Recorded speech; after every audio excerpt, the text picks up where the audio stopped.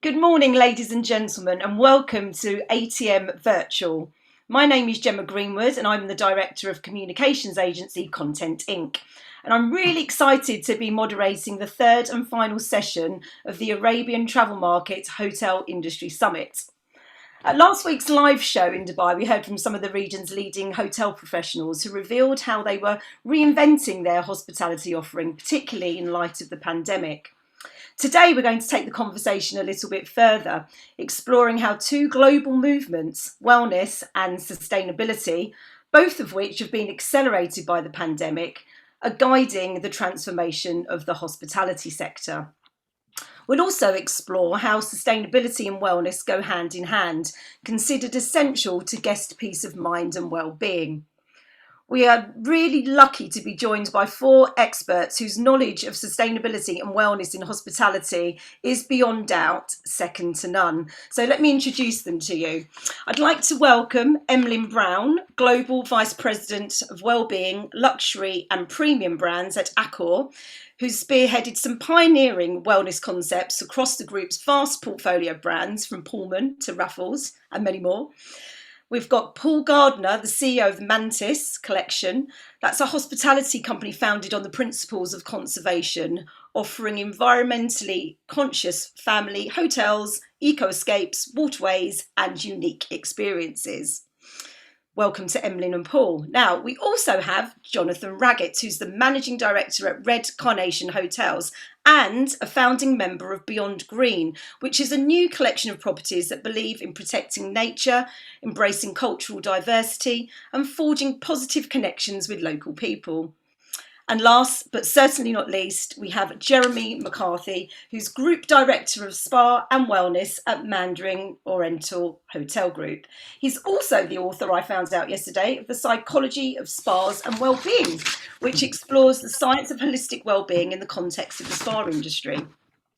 So I have to say, once again, we really do have the best of the best speaking on this topic today. So thank you to all of you for joining us. Before we start, I'd just like to remind the audience that at the end of our panel, we'll have a Q&A session. So please do use the Q&A function on your screen. You can type in your questions throughout our chat and we'll select the best ones to ask our experts at the end. If there are any that are relevant to the topic at the time, we'll also bring those in. So do enter the conversation and we'll get you involved for sure. Right, so let's get chatting. So I guess, there's been quite a few changes in traveller and guest behaviour over the past 18 months, a change in priorities, mindset. I'd like to ask each of our panellists what are the key things that they've noticed, bearing in mind the topic of wellness and sustainability. How have these things been accelerated in the minds of guests and in their behaviour when staying at your properties? Perhaps, Emlyn, let's start with you. Why not? Okay, no problem. I think firstly, for all the panels, probably the biggest change was the need for demonstrable safety measures, the understanding that traveling is safe, that staying on our property is safe. I think every major hotel has addressed that. With Accor, it was obviously part of our All Safe program in order to get our hotels back online again. Also, other elements of support for our guests with our AXA program, they can contact and call a doctor when they're actually traveling. I think that's primary. That's going to remain very, very strongly at the forefront of people's minds when they actually travel. I think from a wellness perspective, we were always quite blessed in the fact that we were seeing this sort of acceleration of adoption of well-being practice before the pandemic, right? Around about 80 to 85% of our affluent luxury guests were making a conscious daily step to make health and well-being part of their day. And I think that's going to super accelerate post-COVID. The ideas of wellness and well-being have been very much democratized and broadened during the period of the pandemic. People now realize very strongly they need to take a much stronger hold of their own health and well-being to boost immunity, to look after themselves in order to maintain their health. And I think our hotels and hospitality will play a vital role in supporting that and maybe broadening that and democratizing that across different brands, rather than being just a luxury perspective. We're going to see a big shift moving down into probably eco and mid-scale properties and how we can address our guests' well-being. I mean, recently with the WTA, Wellness Travel Association, they said that about 65% of guests looking to make a plan for another stay, another holiday, is putting wellness at the forefront of that decision making. And that's a really important thing for us to think about. in relation to, how we're planning our resort builds or our hotel builds or our hotel stays for our guests. So I think for us within Accor, we see this now from a wellness perspective, what we call a super acceleration of the adoption of wellness within our guests going forward. Brilliant, thank you. Jeremy? Yeah, I think Emmeline covered it pretty well. I mean, I think we see the similar shift. We've obviously had to respond to our guest concerns for safety. I think from a wellness standpoint, people's lives have been disrupted and people have really turned to focusing on things that are important to them. And so that has led to an even deeper acceleration of wellness, which as Emmeline pointed out, we were already seeing anyway before the pandemic struck, that people were turning more and more towards a wellness lifestyle. But I think even more that time of disruption where people's patterns have been disrupted, people have been working from home, people have in some cases not been working, so they've had more time to prioritize personal well-being. So, we see people looking for programs to kind of develop themselves and they want to build up their physical strength, because we see that the people that are most heavily impacted by the virus are those who already had their health compromised in some way. So people want to make sure that they're functioning well and that their immune system is strong, but also inner strength. And we've been doing a lot of playing with this idea of inner strength and outer strength. And inner strength is about the mental resilience, because we're all living through this time of great uncertainty and stress and anxiety. And people realize that they need to look for their own mental well-being just to be able to cope with everything that is going on around us. Yeah, I'd like to explore wellness in a lot more depth later, but what things you've been talking about, the mental aspect as well, and obviously going beyond just a spa treatment and a quick go in the gym. It's going beyond that now, isn't it? But we will come on to that. First of all, I just want to speak to Jonathan and Paul about the key trends that they've noticed, and anything in particular that's been accelerated, particularly with respect to sustainability, perhaps. Paul, you go first.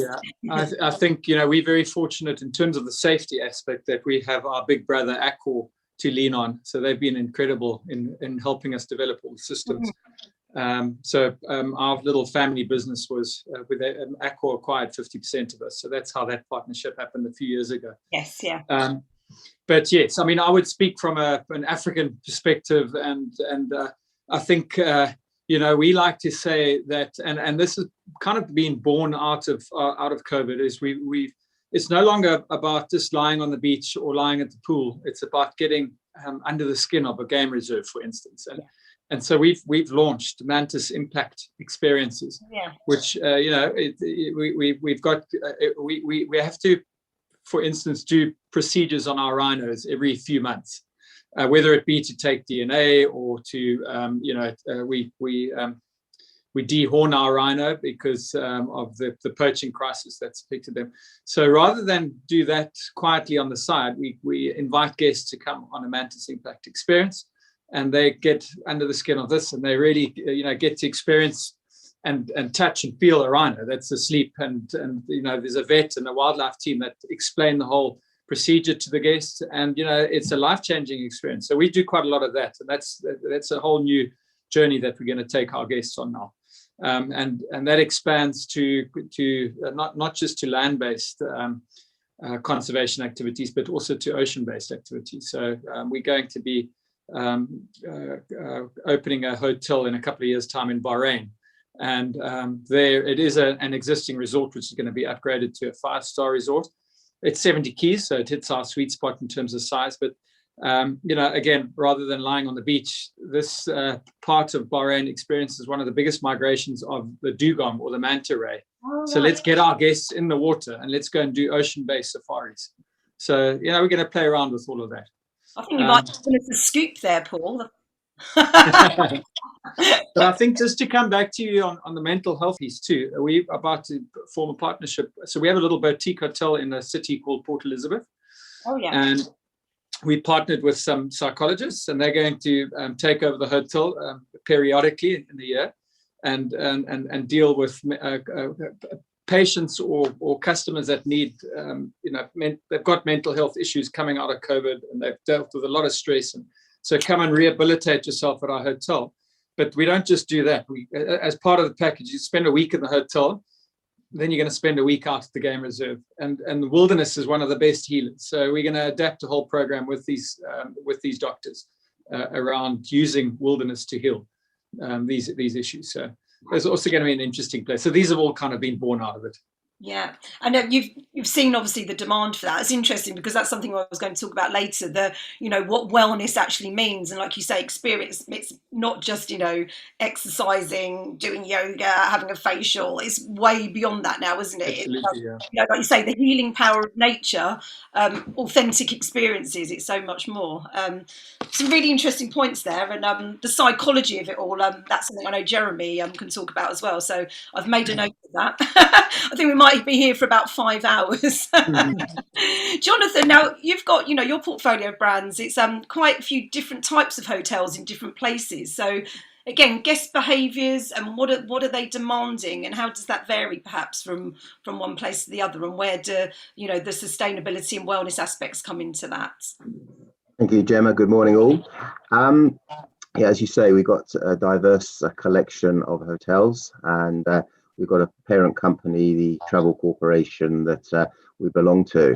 I think just sort of going backwards just for 1 minute, I think, as Emlyn was saying, I think from a protocols point of view, right from the start, we got really very busy on making sure that we were doing our very best clearly for our guests, and not forgetting our team members as well, because there was a lot of fear for them initially as to what was going on. So we worked hard with the World Travel and Tourism Council, and we very much worked along their protocols of making sure that we were doing exactly the right thing.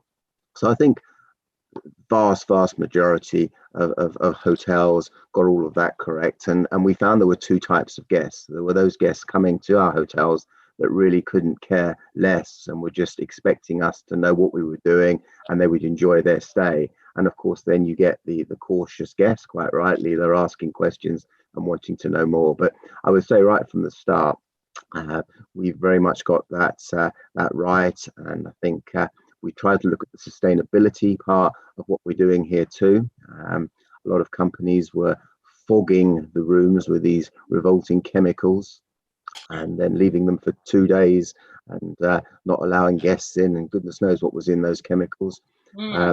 We went with a company called Premium Purity, and we've now got in all of our hotels here in the UK a cleaning solution which is just salt and water, and there are no chemicals no toxic chemicals whatsoever that our team or guests need to do. And though we have a film that goes across the all areas of the rooms, back of house, front of house, and then, as I say, the generated salt water cleans it. Again, the WHO have approved this, and it is known for getting rid of all viruses, including COVID. So I think sustainability wise, it was great to get rid of those type of chemicals. Yeah. That's an interesting point, actually, because we're talking about health and well-being, and the last thing you need is to walk into a hotel room that's going to kind of fumigate you and poison you. Exactly. Yeah. It's kind of counterproductive. Anyway, carry on. So I think I just think perhaps, I know we'll move through to this, but I think now, social media influencers, etc., travelers are looking for options to consider their health, and I think the health of the planet. And I think they're holding businesses now accountable for their impact. So, I think out there now, we're ensuring that we are doing the right thing. And again, I can expand as we go forwards this morning on some of the things that we are doing. But I think, it's out there, it's not going away. Listening to a virtuoso webinar the other day, there was a number of 70% of all travelers before making a booking now see sustainability as a major influencer as to where they book. So this is a subject that's going to get bigger and bigger, and I think any hotels, anybody that doesn't understand that and get on board, are definitely going to lose market share, as well as actually doing the right thing in life. I mean, we're all on here for a certain length of period as human beings, key holders in time, and we all want to do our very best for the future, for our children, their children, and to be looking after this very precious planet that we are privileged to live on. Brilliant. Everyone's made some really interesting points there. Do you think now, to a certain extent, there's quite a bigger role for hospitality, and that really now you've almost become healthcare providers, not only from the point of view of sanitizing hotels and making sure they're healthy places, some hotels doing PCR tests, and then obviously moving on to all the things that you're offering guests. Do you think that the hotel industry has now a much bigger role to play in terms of the health and well-being of people in general, not just people staying with you, but people coming in, for lunch, for treatments, etc.? What does everyone think about that? Well, I tend to think we live in the age of the wellness everywhere consumer. Yeah. And so it's actually not even just the hotel industry or the hospitality industry. I think this actually affects every industry, because whereas the consumer of the past maybe was okay with leading a life that was not completely sustainable, not completely wellness oriented, but carving out little pockets of wellness on their weekend or on their vacation or after work. People just don't accept that anymore. People want wellness everywhere. They want it at home. They want it at work. They want it when they travel. And so I think every industry has to respond to that in some way. And certainly the hospitality industry, where we have people who spend a large amount of time with us in our business, that is probably what makes our business unique to some other industries, is people are with us for an extended period of time. And during that time, they either need to maintain the wellness routines that they have in other aspects of their life, and they want to make sure that it's readily accessible when they're with us, or they have an opportunity because their lifestyle is disrupted and they have a chance to try something new. And we see a lot of our guests try their spa treatment or their first personal training session or their first yoga class. All of that happens quite often when you're traveling. So when guests are with us, they have a chance to adopt something that maybe wasn't a part of their lifestyle and go back to their daily life with new tools and new ideas about how to live a better life. Yeah, you're right. It's all encompassing. Anyone else got any points on that one? Or I do have many more questions. But I think that, as Paul mentioned, that the opportunity for hospitality to educate, and as Jeremy also said, to demonstrate and show, what is possible in terms of a wellness perspective, but also from a conservation perspective, from a sustainability perspective. I think that hospitality must and will play a really leading role, particularly in elements related to CSR.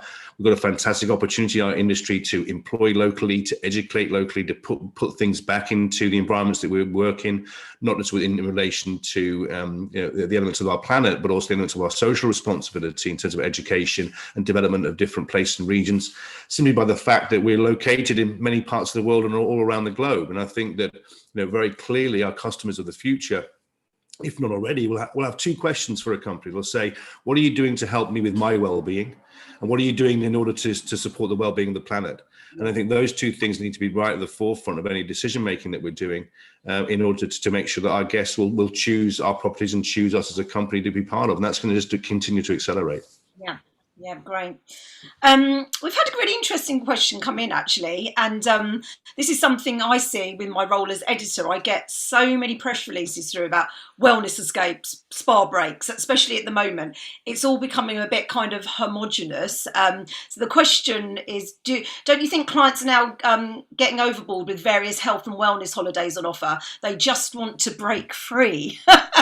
So I guess it kind of comes down to marketing, really. Has anyone got any thoughts on that, on how you can kind of differentiate? Yeah, I'd quite like to sort of take that one first of all. Yeah, I think there is obviously those that want to flop and drop and go onto a beach and do nothing. Of course, there are those clients, but what we're discovering is so many people now are looking for what we call immersive experiences.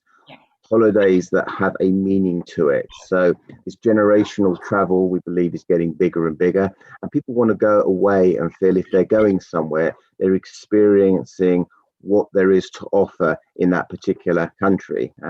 We have a magnificent castle called Ashford Castle in West Ireland, which is part of our collection, and we've now teamed up with local produce suppliers, where guests can go out and they can see how the wonderful soda bread is made, butter's made, and they become involved in the process of it. And then they can come back to the hotel and they can eat and they can use it. So we're supplying and giving back those local businesses and giving them an opportunity. The guests are having a chance to experience there in Ireland how it's done.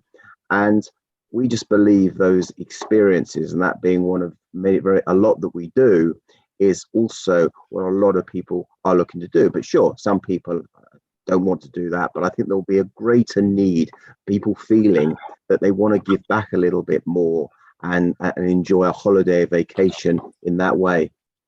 Paul, I mean, that's something that you very much offer, isn't it? Yeah, it is. I mean, I think it is very much a generational thing. I think there's a younger audience evolving out of this that is going to start demanding a lot of these things. So we've got to be prepared for that, which is exciting. I mean, our only wish is that it would start with the older generation and they'd become more conscious. And I keep saying it, this COVID was certainly nature's first red card to humanity. So if we don't catch a wake up from this, then I'll never, we've got no bloody chance. Yeah. But it is, we like Jonathan was saying, it's the immersive experiences that we're trying to bolt on to all our properties now within Mantis. And we've actually tasked all of our GMs across the whole portfolio to come up with these impactful experiences. Right. And that could be a city hotel, in Nigeria. And we have a few over there, and so there's zero link to conservation, but there are lots of little projects that we could align with, and people that are doing incredibly good things, and so we do the same with our boutique hotel in London. How do we? There's not much we can do with a building that's a couple of 100 years old. You can change the light bulbs and do all of those bits and pieces and do your best. But how do we support local, and then how do we attach that back to Africa, where the heartbeat of Mantis is? So at Turndown, for instance, we do on your final night stay at the Draycott Hotel, we ran a program whereby we had a little stuffed rhinoceros which we put on the bed. There was a little letter, and the letter basically said, "Listen, my family's been wiped out in Africa by poachers. Please will you take me home and adopt me?" And it raised a lot of money for the foundation. So just little things like that. And so I think we've got to start opening our eyes up to this and really start getting people more conscious about what's going on. So the little things really count, whether you're in a city or you're in the wilderness.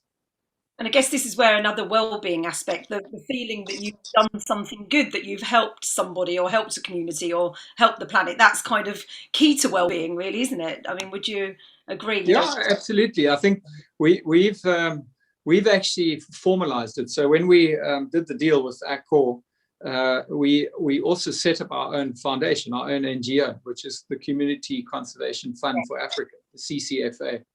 And so we're taking it incredibly seriously today, and again, getting all our general managers to dream up these ideas. And so we whatever impactful experience is born out of a particular hotel will be tied to our charity too. Fantastic. Now we've had Gemma, if I could just. Sorry, Jeremy. Yeah, psychology. Yes. No, if I could just add one thing, because before the session started, we were chatting about the difficulties that we're all having with finding talent and retaining talent right now during the pandemic. And everything that Paul said is so important for the relationship we have with our colleagues that work in this industry. The pride that our colleagues take in the community outreach programs, in supporting sustainability initiatives, in working on diversity and inclusion initiatives. Those are the things that really make people passionate and loyal about the company that they're working for. And Paul mentioned it's a generational thing, and that certainly the younger generation is very passionate about these issues. And that's our workforce. Is that younger generation coming in and working for us, and for them to feel like they're working somewhere that values their own well-being, but also gives them a sense of purpose and meaning. Is very important, and we certainly see a lot of benefit out of that with the way that our colleagues feel about the work we do. And I guess that would come across in the guest service you provide as well, and then the experience that they give to your guests. Absolutely, 100%. That's really interesting. That ties in with the question that's just come in.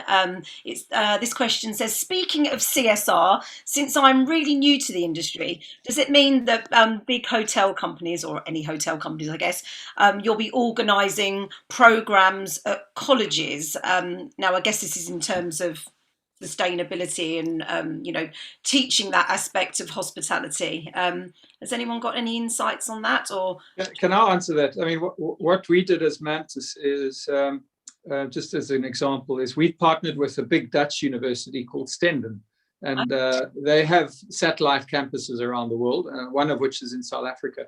And so what we did was, rather than the students just studying a BCom in hospitality management, is which is great, and it's a wonderful little campus in South Africa, and the students are allowed to go and do.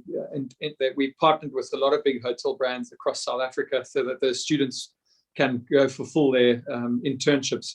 But one of the things that we did there was, because of our Mantis touch and our involvement, Dad being the chair there, we said to the university, rather than just doing a BCom in hospitality, let's set up a campus, a satellite campus on a game reserve. So the students now manage a game reserve. They'll come there for 3 months and they learn about hospitality management and wildlife management and running a lodge. And so they really get, really get to unearth and understand and be educated in not just the space of hospitality, but the real sustainability piece of it. So that's a little bit that we've done, and I'm sure there are other partnerships that have been forged with some of the other groups. Yeah. Jonathan, I mean, with Beyond Green, which is a new entity, perhaps you can explain a little bit about that. Do you think there'll be that kind of aspect for training going forward from that perspective?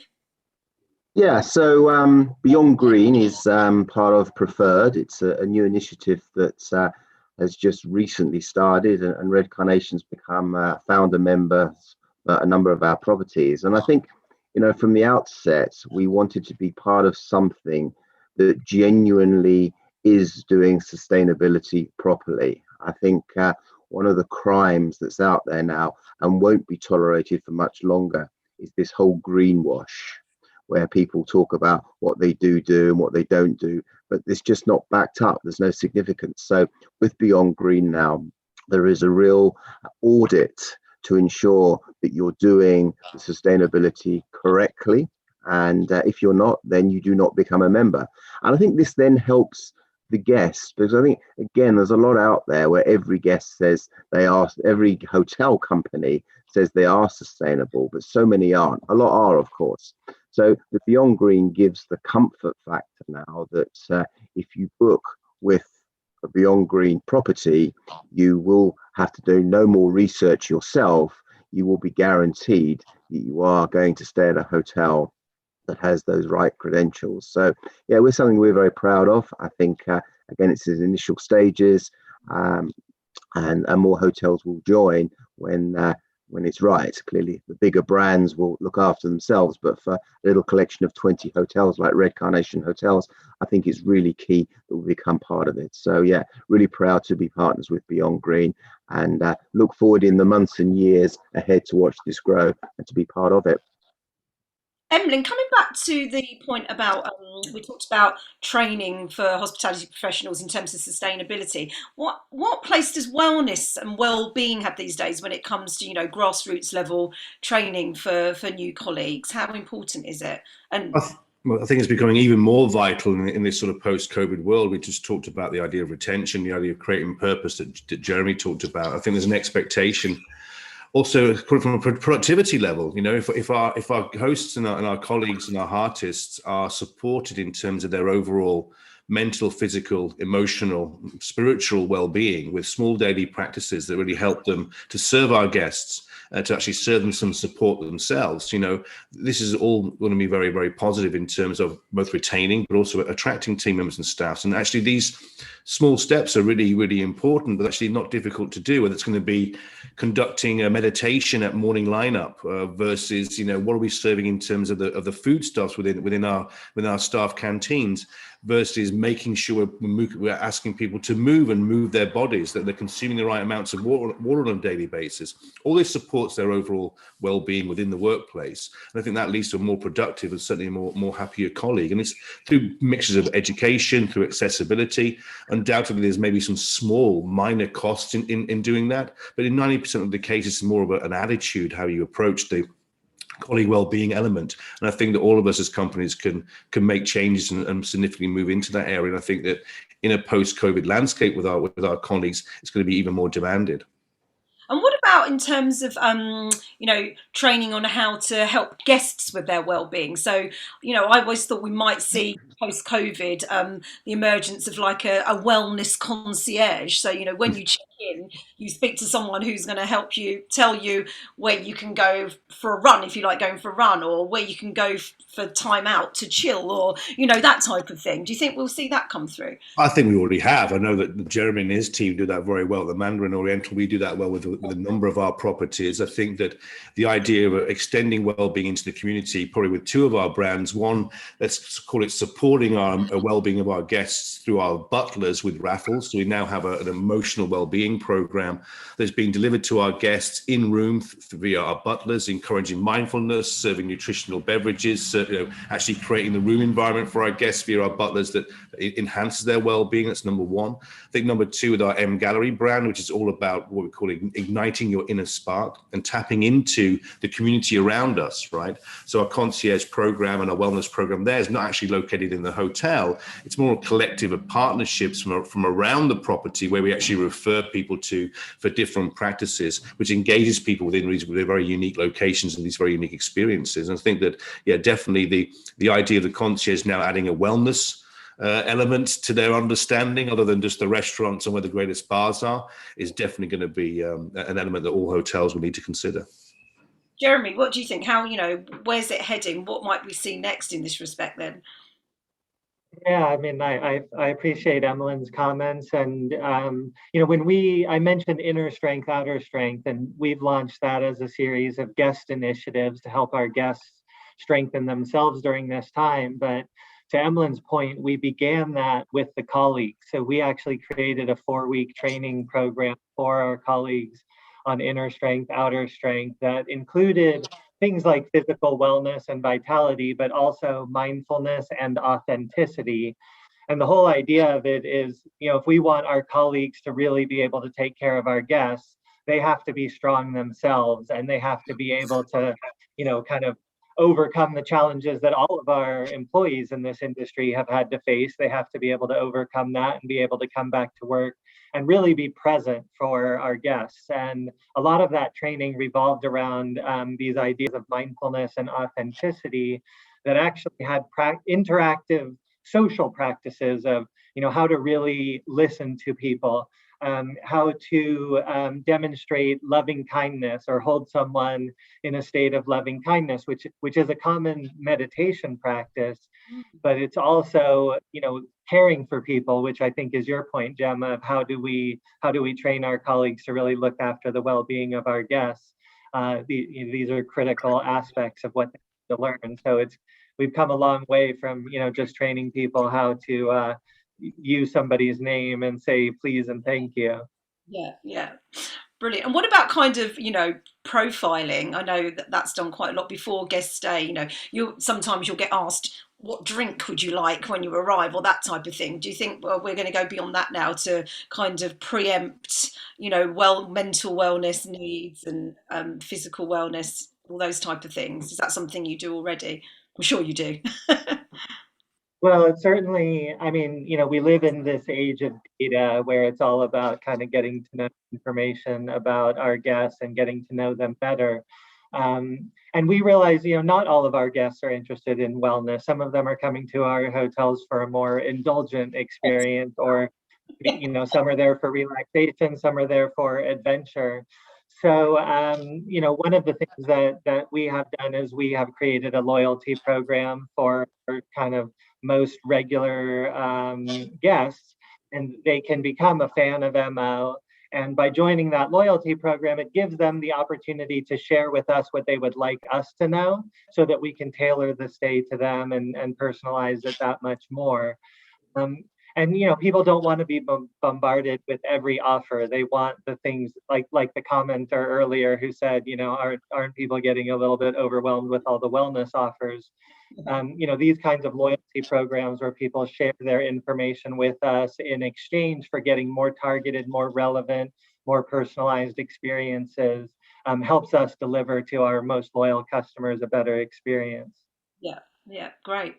I just come in there, Jeremy, and say that's absolutely the personalization now is really the future. We need to understand our guests much better.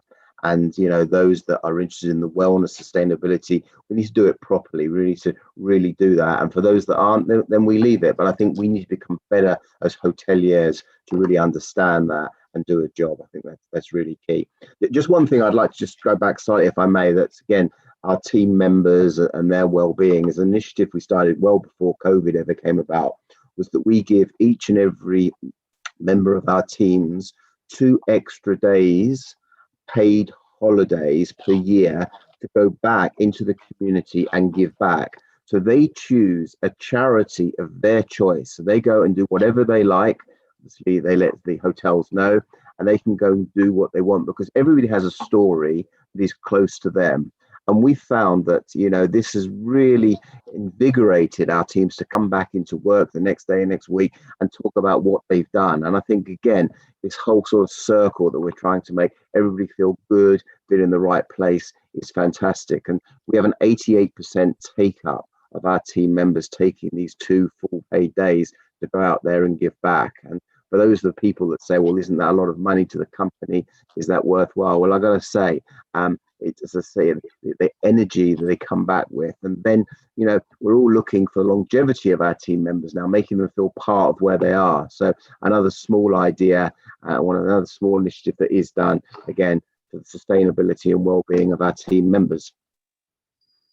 Fantastic. Paul, I'm sure this is something that happens at Mantis, particularly at some of your conservation properties where, you've got specialists working there, that are part of the community. Can you tell us more about that relationship and how it really helps with the guest experience when the colleagues are well looked after and part of, the community and taking part in these types of projects? Yeah, I think, in Africa, obviously, there is massive unemployment. So, just by employing a person, you're probably feeding 10. That's how it is out there. So we obviously all about employing locals to the best of our ability and, and doing our best in that space. We also, with our CCFA hat on, our foundation hat on, we're piloting quite an interesting program where we are partnering with the community. And, if you go back to the apartheid years of South Africa, your Africans were set aside and the whites lived in the cities, but the Africans would live in these big townships. And of course, and they were huge, very little infrastructure and just really awful living situations. And unfortunately, those scars remain today. And you've got these townships that still exist today. And you won't find a tree in sight. And I'm talking about a particular township. And so what we're doing there in partnership with the community is we're starting to green up a whole township. There are 10,000 people that live there. There's not a tree in sight. And the idea is to give each family 3 trees. So we're going to regreen the whole township. And we're going to hopefully turn this into a model which can be scaled across the country. And the idea is the 3 trees will be a fruit tree, so which bears fruit for the family. The second one is a speckworm tree, which is very good in terms of offsetting carbon emissions. It's one of those phenomenal trees that does that. And then the third, it touches on the culture of the local people, because it's called a wild olive tree. And when you served the meal back in the day, you would place that meal on the olive leaves as a form of respect to the elders. And so there are three little touch points there, which I think are very clever. And so that's an initiative that we are, and that's how we sort of embrace the local community. And then we're also starting a very serious bee program. And we've partnered with a company out there that is developing a whole bee and honey program. And again, what we're trying to do is encourage you can buy a honey box for yourself or as a family or as a corporate, and your name gets put on it. But ultimately, that then gets donated to the community, and so we're starting a nice sustainable honey production business out of that too, as an initiative of our foundation. So that's kind of how we do it. Lovely. That sounds fantastic. Coming back to a point, and I know Emlyn wants to talk about this. All of you guys, you're kind of operating at the higher end, really, but not everybody can afford to, pay for some of these experiences, high-end hotels. So, I guess my question is about what Emlyn said about the democratization of the industry. How do we kind of bring wellness elements, in particular, to mid-scale or even budget hotels? How do we make that happen, and how soon is it happening? I think it's happening now. I think that our generational change, looking at the adoption of, let's call it, fitness, exercise, nutritional elements, there's a significant shift that's happening now within our Gen Z millennial elements. It's not only an even differentiator, it's an absolute norm, right?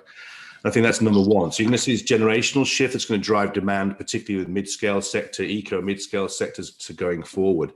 If you think about the base level of hospitality, the idea of sleep, nutrition, and then add on the fat movement, these can be achieved across all demographics, all of our hotels. And so the commitment we're trying to make now is to ensure that we're allowing our guests to have a movement element within all of our brands. Okay, whether it's going to be in our eco or mid-scale brands, whether it's going to be our Ibis Styles encouraging outdoor sport and exercise, whether it's going to be into our mid-scale brands and Novotel encouraging mindfulness. And so it's already starting to happen. But I think that for hotel people to understand that how easy it is to maybe say, look, we're going to enhance sleep. We should be doing that anyway, because we're in the hotel business.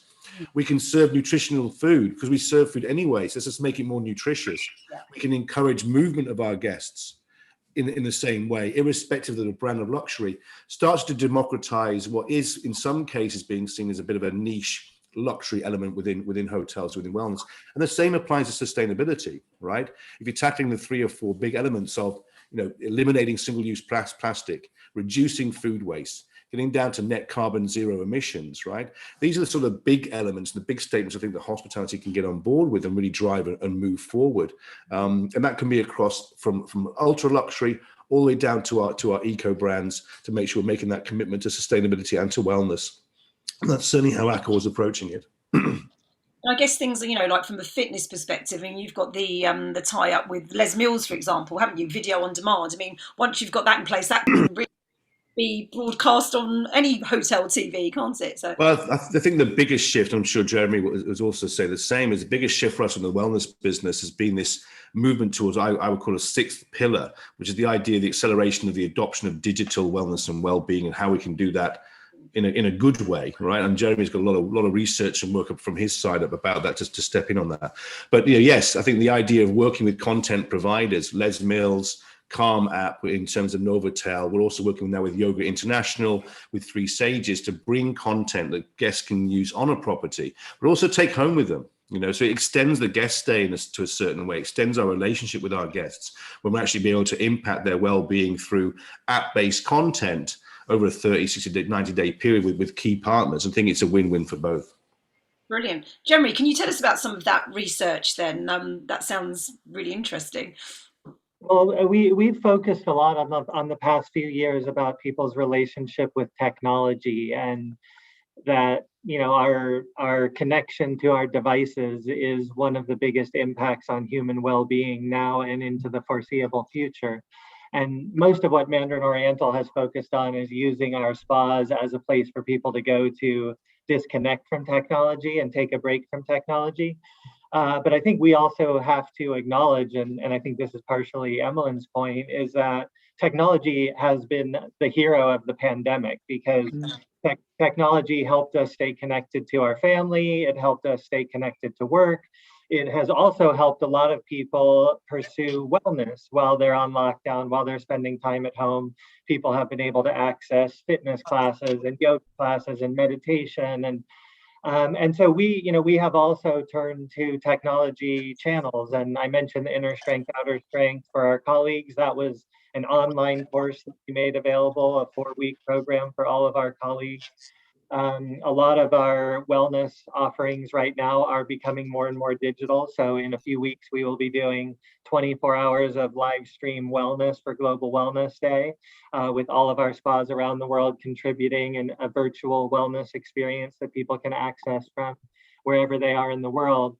So I think that is a key aspect, is finding that balance between, obviously we're getting great benefit from technology and it is helping us in many ways, especially during this time. But people are also burnt out by technology and distracted by technology, and sometimes forget what their priorities are and what their values are, because we're so immersed in our devices.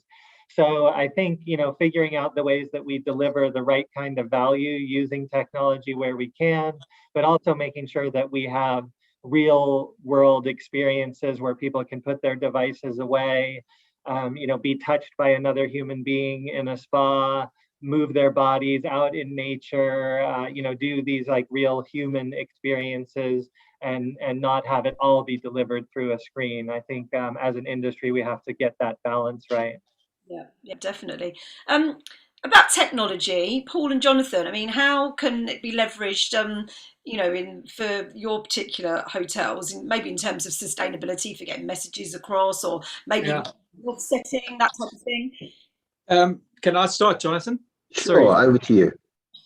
So it's quite interesting, because I've been invited on as an advisor to a startup which is called Kabuni, with a K. And they have embraced in a big way VR. And the piece I'm advising on is the travel and adventure piece. But they've got 6 disciplines. So there's arts and culture, there's health, well-being, there's sports, and education, and there's a 6th one. I can't remember what it is right now, but they're not about gaming. So they've taken the VR headset and saying, right, it's all about improving your life. And if you think about, I think about Africa, and imagine the education you could offer in a VR headset, and all kinds of different things for those people that could never get to go to a fancy university. But now they can have this amazing experience of a lecture at Harvard University. That's kind of where it could all go. So I think applying it to my industry and our industry and the eco side of it is, how does that benefit you? And I think it'd probably be the best advert in the world, because a classic example, and something that we're working on quite hard, is you can imagine it's a cold, wet and rainy Sunday afternoon. You've got 4 headsets and you've got your family of 4 sitting on the couch, and you say, well, why don't we go on a safari in Africa? And you hit the Kabuni app and you hit call a driver like you would an Uber. And we've partnered with a whole bunch of guides across Africa, and a guide pops up and says, right, well, I'm sitting here at a game reserve in South Africa, and I'm going to take you on an 1.5-hour game drive, you and your family. Pop your headsets on. I'm just getting my vehicle ready, and I'm mounting the camera, and off we go. And it'll all be live. And that's kind of where it's heading. And that's got to be one of the best adverts. Sure, it's not a real world experience, but it's something that's pretty cool to go and do as a family outing. And I think that's kind of where I see it heading, from an education perspective around the environmental side and the sustainability side. The advert that is created around going on a virtual safari, and then ultimately having a call to action so that you can come down and experience it with us. So I think VR is going to be and play a huge part in our lives. You're seeing it now with these crazy NFTs and the art that's being sold, and this digital, all this virtual stuff that's bubbling. The fact that Mark Zuckerberg's got 100,000 people working on his Oculus, which is the headset that they acquired several years ago, it says there's something on the horizon. So I think we've got to start looking at that quite seriously. I think what you said there that was key was the fact that those experiences are live, because you're less likely to do them, I think, from a personal perspective, if it's something that's pre-recorded. But if you're actually doing that live, that's the huge difference. And it's all very reliant on 5G, obviously, because when you're in remote parts of the world, but that's all coming. It's going to take a few years to get there, but that is coming. Brilliant. That's really interesting. I like that. Jonathan, did you have anything to say about the technology side of things? Yeah, I think from a technology point of view, I think this COVID has certainly sped things up somewhat. I think many guests now are looking for a touchless experience. So a lot of the larger collections now have apps. We're launching one ourselves where you can pre-check in. So you've got your room before you arrive. Check out now, you just check out yourself. And then when you want to communicate with the hotel teams, you can now do this through the app. It also has local interests around the hotel as to what you can do. And I do feel there will be a number of people that will want to do this when they enjoy their stay. I don't think that takes away from the human interaction. I think there'll still be a real need for our teams to be there, but there's a choice. I think choice is the word. Those that want to do it through technology have got to be able to do so. And I think, we will see the idea of these reception desks that separate guests and hotels in so many lobby areas disappear, because they'll be welcomed by a team of people there to support and help. But you won't need this big kind of, the desk is here and I stand behind it. I think technology will take this over for a much warmer, more carer, even kinder way of dealing with things. Yeah, interesting. We've had a question that's kind of related to that, talking about chatting with guests during their stay. Someone's mentioned cross-selling and upselling, but I guess it's more kind of giving ideas and checking in, hey, have you checked out our new menu? I mean, is that something that's being used now, or is it intrusive? I don't know. The question I dislike the most of any of our team members is when you ask a guest, how was their journey to the hotel? Because it's boring, no one cares, everyone's got to do it. And we've got to have this emotional impact and really find out what, and that's much harder for us as hoteliers to be training our teams to have the confidence to be able to ask the relevant questions to what they want to do. And sure, underlying there are some great opportunities to upscale to ensure people eat in a city where there are so many great restaurants. Trying to get them to stay in a hotel is a real challenge. So having those skill sets. So I think that's what's needed. Brilliant. We've had some questions come in. This one's about what are the new trends in terms of nutrition and treatments in wellness, and what is the fine line between focusing on hospitality and becoming medical? I guess they're two separate questions, really. Let's talk about the new trends in nutrition and treatments. Anything kind of groundbreaking there or different from Emlyn and Jeremy? No, I think there's a plethora of new diets and new ways of eating, whether it's going to be from keto to intermittent fasting through to to totally vegan, through to glycemic dietary elements. And I think that one of the biggest elements that hotels will have to recognize is this very, very broad landscape of personalized dietary requirements, and how do you fulfill that within food and beverage delivery? It's going to be getting quite difficult, right? If you go to the high street, you've got such significant choices in what you actually want to do. What's going to happen is the elements of health and nutrition move center stage. It's not sort of tucked away at the end of the buffet like it used to be, like some sort of like differentiator. Now everything has to be delivering that, and allows guests more choice to really pick and choose to create their own elements in terms of dietary need. It's a challenge, but also a fantastic opportunity. So one or two specific diets, there's so many to talk about. I think that the response we have to have is to be able to service all those different requirements in some sort of very, very clear way.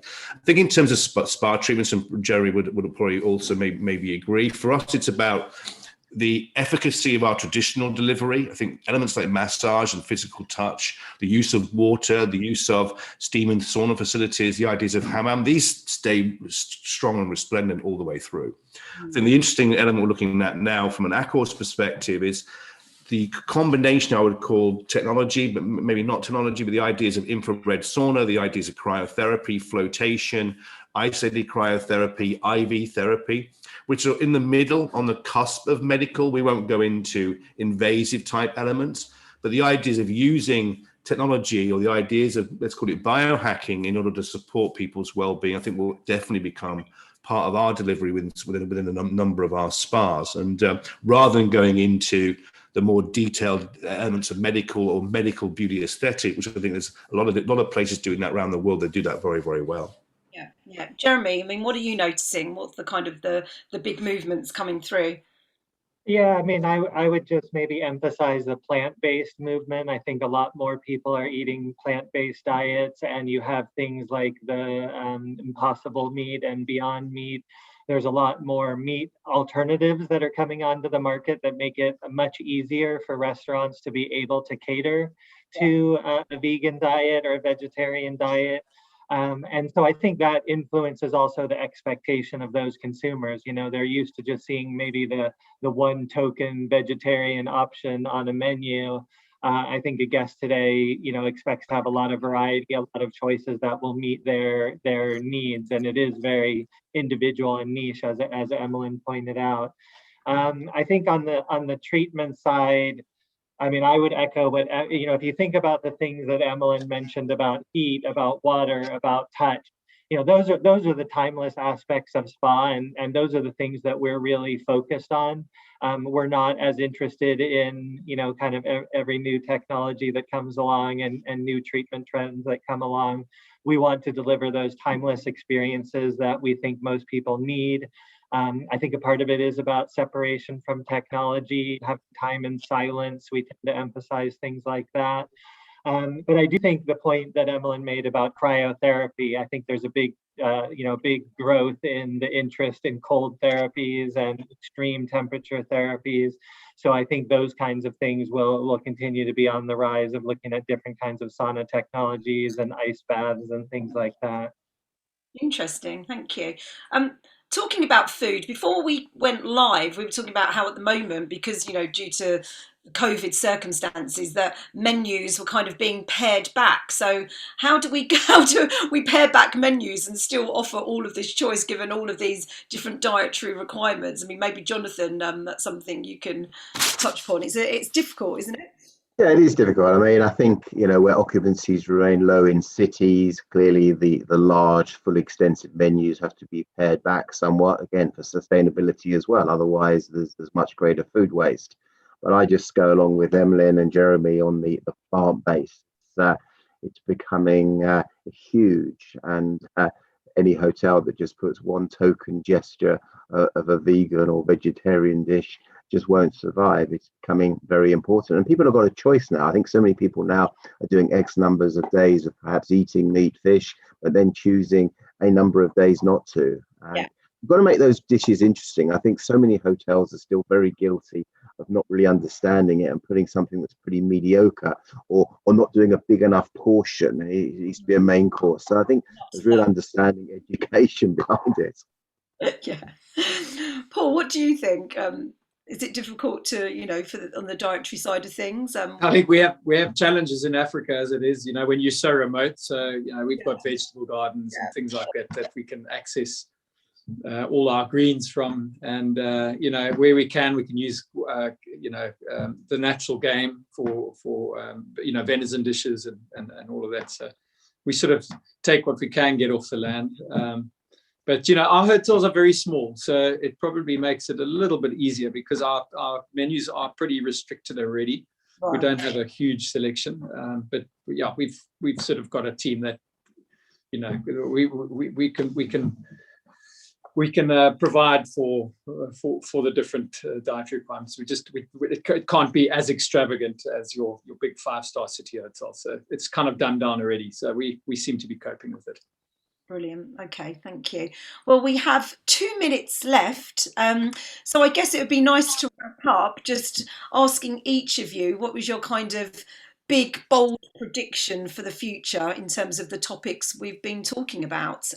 Anyone like to go first, or shall I just pick? Why don't you pick, Gemma? I'll pick. Right, I'm going to go for Emlyn. I suppose in the elements of sustainability, I think the expectation from our guests becomes absolutely center stage. I think people making decisions about where they stay, who they are loyal to, the CSR elements and the wellbeing elements will become absolutely primary decision makers for us. I think the expectation from our customers won't be about just getting to net zero or making, a contribution in a couple of years' time. It's actually what we're putting back. I think the decision making will be about, what are you actually doing to enhance our planet, to enhance my well-being, to enhance the local environment, to employ people at a local level. And so it's not just about getting to zero, it's about actually really putting back into what is currently a damaged planet and also in enhancing my well-being. Yeah, great. Germany. We're running out of time. Yeah. I'm going to give you I like think sentences. I'll be quick. I think I would echo what Emmeline said, that the consumer expectations are changing by the actions that we're taking. So we're actually in the process of eliminating all single-use plastics in our hotels. And I think it's just a matter of time where consumers will actually be annoyed if there's a plastic bottle of water in their room or a plastic bottle of shampoo in their room, because there will be, a number of brands that will begin eliminating that, and that will change the expectations for consumers and also our vendors. We're influencing the supply chain by the actions that we take. So there's positive steps being made. Brilliant. Paul? I look at a country like Rwanda. President said no more plastic, and he did this a good decade ago. The country listened. You fly into Rwanda, there is zero plastic. Wow. It needs to come in at that level. And the smallest country in Africa has proved it, and the rest of the world should be following. So that's just a little thing that I thought I'd finish with. Yeah, brilliant. Love that. Thank you. And Jonathan? Okay, so just finally, quickly, I think hospitality businesses now that don't follow sustainability and do it the right way. I mentioned the word greenwash. The companies that aren't now doing these things properly, I think they're going to be named and shamed going forwards. I think it's going to be very damaging for them, and rightly so. I think we all need to stand by our principles and do things correctly.